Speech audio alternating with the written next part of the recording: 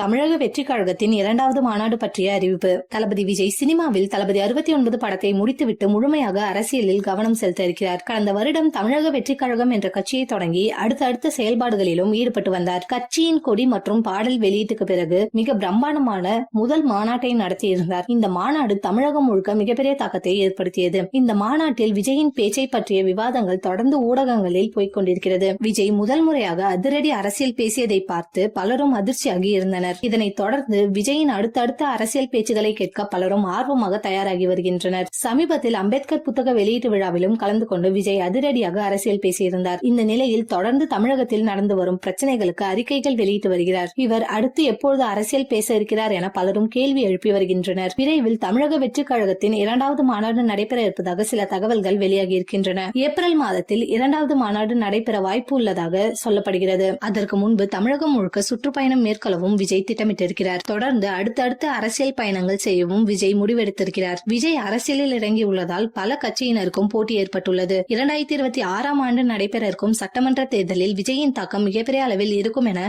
அரசியல் விமர்சகர்கள் கூறி வருகின்றனர்.